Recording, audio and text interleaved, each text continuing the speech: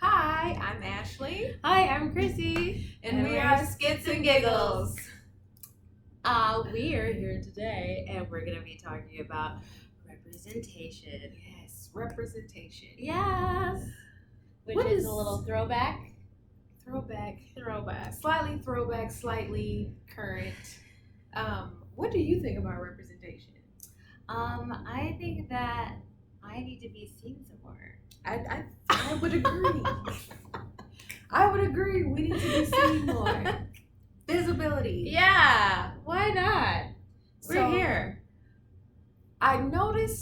We've noticed Yes. a trend in the casting of Yes. a lot of major productions that there aren't a lot of women who look like us Yeah, in our age range. that's true. In our age range. Yes. A lot, and this is no disrespect to anyone, but we've noticed that there aren't a lot of women who look like us under the age of 40.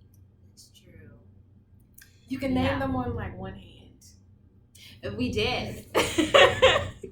We might have missed like one or two people, Yeah, but that's might not have. really the point because you can definitely name more Yeah. women who don't look like us in our age Right. range than the ones who do. And we were talking like strictly full black, like not mixed. 4 black grandparents. Yeah. Yes. Yes. So we came up with Tika Sumter and Kiki Palmer. yes, Kiki Palmer, Lupita Nyong'o, Mhm. and Letitia Wright. yes.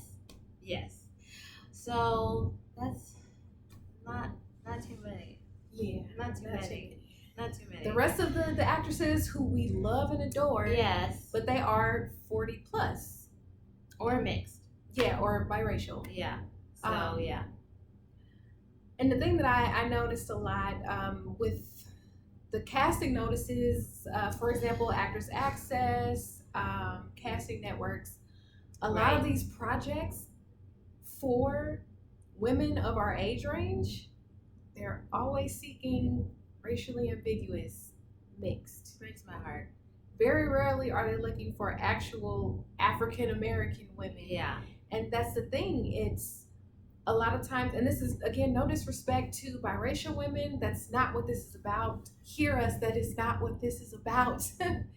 It's literally representation because when mixed women or racially ambiguous women, Right. biracial women are cast as black women, it creates this slippery slope because on the other hand, to represent biracial women, I would never get cast Right. to represent a biracial woman. Right. But a biracial woman can be cast to represent an African American woman who's strictly African American. Right. And that's that uneven playing field. Right. And And that was like a little thing with I know there was the controversy about Zoe Saldana and Nina Simone. yeah, being played Nina Simone, and yeah, it's just kind of like It's a role We that could- could have yeah, gone to yeah, someone exactly. who fits that aesthetic Yes. naturally. yeah, And we love Zoe Right. Saldana. I That's love not her. an issue. She's But it's beautiful. it's representation. Yeah. There are actresses out there who don't have to modify themselves to fit that aesthetic. Right. And Yes. it's like taking Their role- opportunities Exactly. from them. Exactly. They never had a chance.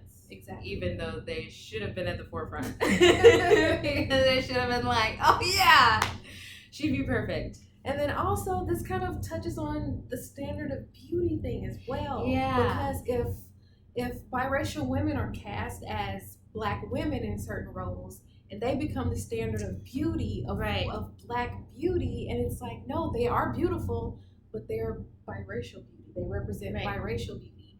And so when you have a woman who doesn't look like me representing the beauty that should be mine, that Yeah. creates a whole crap ton of problems. Yeah. Just, in that regard, and what the standard of beauty is in that regard, because that's an aesthetic that black women with 4 black grandparents Right.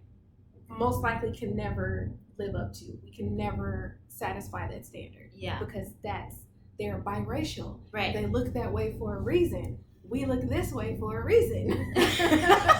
And this is not an attempt to strip anybody of their heritage or their cultural identity. Right. That's a separate issue. That's a separate issue. Yes. Yes. So to keep things, we're not going that deep. Like, right. Oh, well, you can't identify as this. We're strictly talking about casting. Yeah. And we were just talking about how it's so misfitting, I guess, for when people are always putting darker skinned women in this aggressive or masculine role, and then all the light skinned women are feminine. Yeah. They're the objects of affection. Right. Yeah. So it's just it's too uneven right at this moment. Yeah. Which is it's been uneven for a long time. Yes. And it, pops back into slavery and all of that colorism as well. So there you go.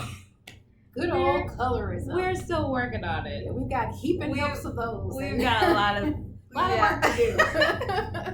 But this is like a call for us as creators to create new things and projects and opportunities for ourselves. Get rid of those pigeonholes. Yeah. Get rid of the pigeonholes. Yeah.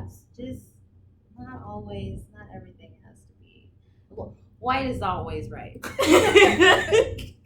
And dark-skinned women are not always masculine or mean or have all these negative traits. Like, we're the real representations of who we actually are in reality. We're nice. Exactly. We're nice. So just that, and that's kind of I don't know, like, that would be a call for us to, like you said, create our own content. Yeah. It's a call to action. It's a call to action. We're doing we're doing a piece of it. We're bringing attention. Yeah. We're doing it. Don't worry about it. We got it. Yeah. Do something. We all need to do something. Yeah, that's me too. That's us. We all have a responsibility. Like, we didn't bring this on ourselves. But still, at the end of the day, we have to take steps to fix what won't probably be fixed otherwise. Yeah. Exactly. Yeah. And you can either play along with what's already in place, or you can buck the system and do something about it. Yeah. Oh, we were also talking about that Girlfriends is the only one that was like the most balanced. Yeah, balanced. Yeah. So I think we should do another. Yeah, it included the scope of culturally black women. You had two biracial women, but culturally black. Yeah. And then you had two unambiguously black women. You're right. Who were of rich melanin skin tones. And it wasn't your stereotypical, the dark woman is the ugly one, or she's the one who's the butt of all the jokes. Right. And the light-skinned women are up on this pedestal. They were all beautiful. They were all a mess. They were all beautiful. They were all a mess. They were all successful. A mess. Like but they were real. They were. They weren't like these ridiculous stereotypes of black women. And it wasn't in the show. The light-skinned women weren't put on the pedestal. The dark-skinned women weren't down here. They were friends. They were sisters. They had their successes, their joys, their struggles, their insecurities, all of them. Right. So for me, that would be the most, if not the most, definitely one of the most balanced representations of being black adjacent, and whatever. With all these reboots coming out. Bring it back. Why not? You're rebooting everything else. Come on. Oh, what? Should we bring up the subtopic? Oh, one of the subtopics? What is the subtopic? About men? Oh. Casting when it comes to black men versus black women. Yeah. We are not trying to get controversial, y'all. We really are not. We're just, we have to be truthful though, right? We do. We have to be truthful. And that was another thing I noticed was there are a lot more roles for unambiguous black men than there are for unambiguous black women. Yeah. I see it all the time. Thank God for Russell Hornsby, though. Swoon. You swoon. No, but seriously, you'll often see in casting when there is the representation of a black family. Right. Not all the time, not 100% of the time, but a great deal of the time, there will be a dark-skinned, black, unambiguously black male Right. paired with a lot of time light-skinned or mixed, racially ambiguous woman. What's up with that, y'all? I know I'm not the only one that notices it. I don't know. Why is that? And even, like I said, when I look at the casting breakdowns and all of that, there are more roles for young, under 40, black, specifically looking for black males Yeah. than there are the other way for unambiguously black women. Don't think I don't notice. Don't think we don't notice. So then when we complain, like being on the other side of it, I used to complain, well, why aren't there more, actresses that look like me? Why are all these shows filled with people that are representing one thing but they look another way, or what have you? And it's like when you look at what casting directors are looking for, that's what they're looking for. So how do you fill spaces that you weren't invited to in the first place? Can't do it. Ah. It's a thing. It's a thing. I know. Wait. What was I gonna say?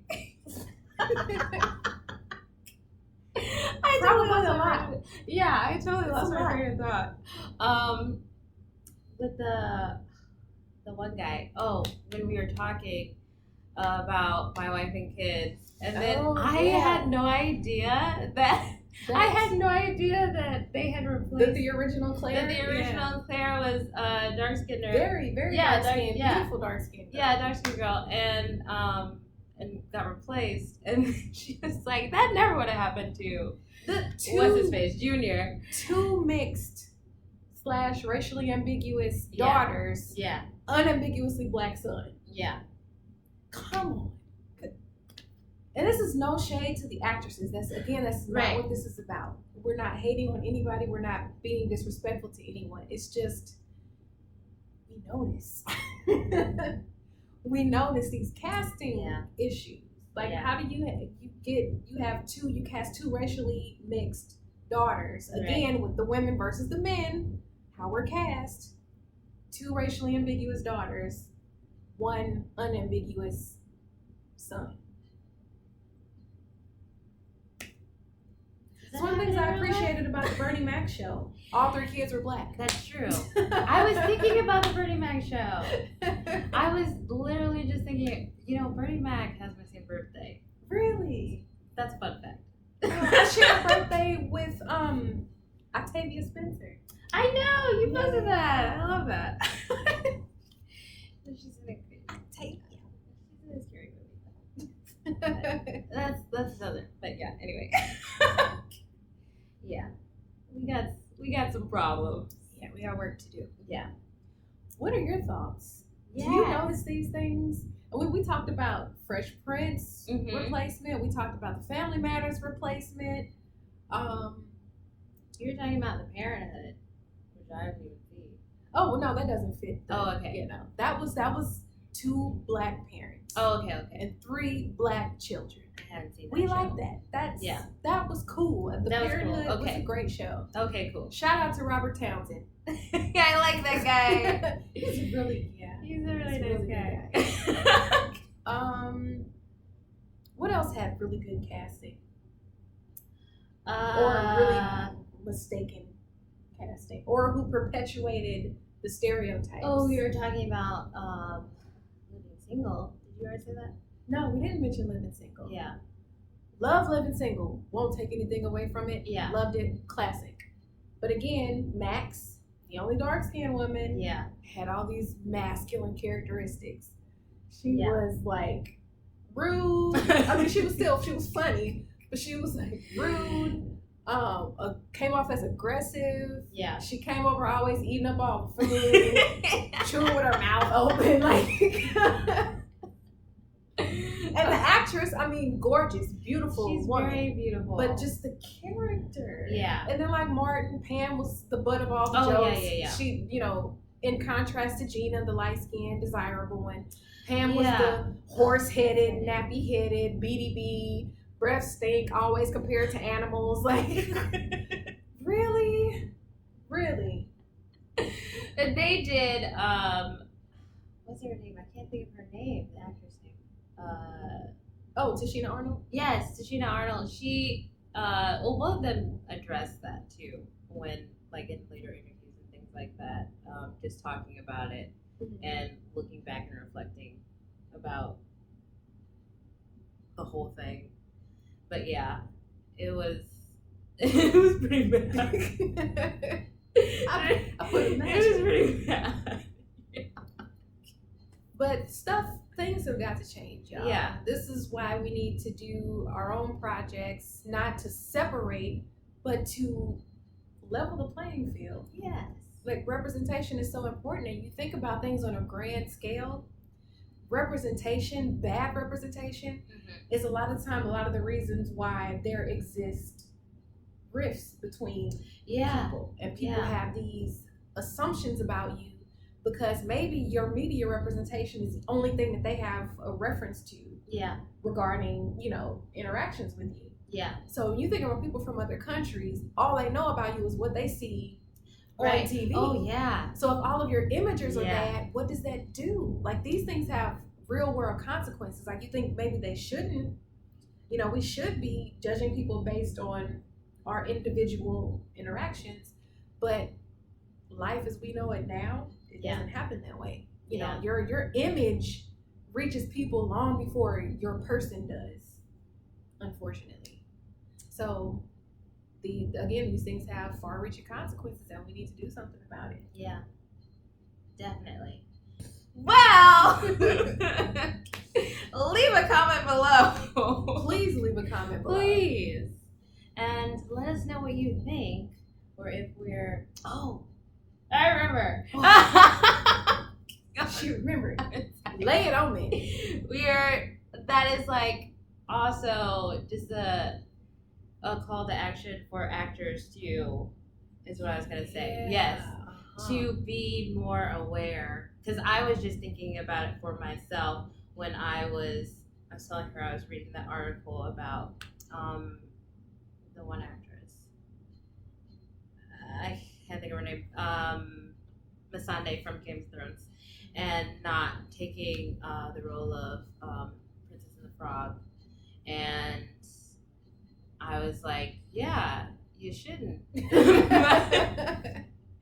Which she didn't, well, they were just like throwing it out there or whatever. But yeah, just like things like that, be more conscious. Working together. Yeah, working together and not necessarily going for a role that would be better cast by somebody else. And then also not going for the roles that keep perpetuating stereotypes. Yeah. As actors, we also have... I've had to do that. Yeah. I've had to do that. I've had to turn down a role because once I saw what was going on, I was like, I'm not going to do that. No. I'm not going to perpetuate this. No. And I just, I couldn't follow through with it. And I said, thank you. No thanks. I appreciate the opportunity, but no thanks. Gotta go. Yeah. Gotta go. Because I felt that responsibility on my shoulders. I'm like, I could do this to add something to my resume, to be paid for it, whatever. But I was like, I'm not going to say, no. Yeah. Not doing it. And that's a whole other topic of being more selective of your work and who you want to be in life, in the industry, exactly. In general, what your do you morals, want to represent? what do you want to represent? What's going to help you sleep at night versus what's going to... What do you want your kids to see? Exactly. Once you stamp your face on something, it's there. It's there. Have a reason. I'm gonna Google you. Don't think we can't. But if you're gonna do something, have a reason why you're doing it, even if it can on the surface seem like, Yeah. why would you do that? If you have a legit reason why you did it, Right. have your reasons, but don't just do something just to take a job. No. Integrity. Yeah. It is about integrity. Russell Even though Hornsby some would tell you again. not. It is about integrity. Yeah. Russell Hornsby. I'm just gonna bring him up every time. I don't even mind. We can bring Russell Hornsby up in every single video. What a great guy. Yes. Yeah, that guy. He's got integrity. Yes. That guy. My Uncle Russell.